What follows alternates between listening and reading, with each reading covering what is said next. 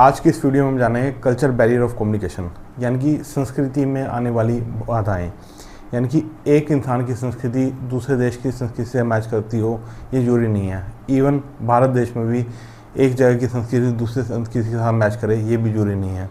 जैसे सपोज़ कीजिए मैं यहाँ बैठा हूँ हरियाणा में, और उड़ीसा की जो संस्कृति होगी वो मेरी संस्कृति के साथ बिल्कुल मैच नहीं करेगी। यानी कि उड़ीसा का कोई इंसान अगर मेरे पास आता है, मैं उसकी भाषा और संस्कृति को एक बार तो समझ नहीं पाऊँगा।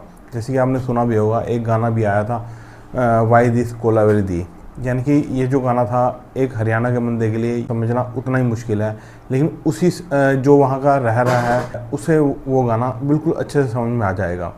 यानी कि संस्कृति का जो डिफरेंस आता है वो रह ही जाता है। ऐसे ही जैसे कि दूसरे देशों की अगर हम बात कर लें, जैसे कि हम यहाँ पर हेलो शब्द प्रयोग करते हैं, लेकिन वही दूसरे देशों में एक हेलो जो शब्द होता है वो बहुत ही औपचारिक माना जाता है। यहाँ पर भारत देश में हाथ से खाना खाने की हमारा परंपरा रहती है, लेकिन वहीं बाहरले देशों में या दूसरी संस्कृति में जब वो लोग हाथ से खाना खाते हैं तो उसे बहुत ही बुरा समझा जाता है। इवन जो हम गेस्चर के पॉइंट ऑफ व्यू से भी ले लेते हैं, जैसे हम थम्स अप देते हैं किसी को, उस थम्स अप का मतलब दूसरे देशों में अलग माना जाता है। अगर हमारी संस्कृति दूसरी संस्कृति से मैच नहीं कर रही तो इवन हम उसके लैंग्वेज को अच्छे से समझ नहीं पाएंगे।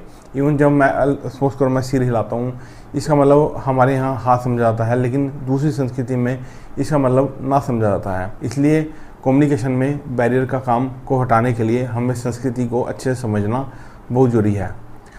होप सो दोस्तों आपको इस वीडियो में कल्चर बैरियर ऑफ कम्युनिकेशन के बारे में जानकारी मिली होगी। मैं आपको जल्दी नेक्स्ट वीडियो मिलूँगा। जय हिंद, जय भारत।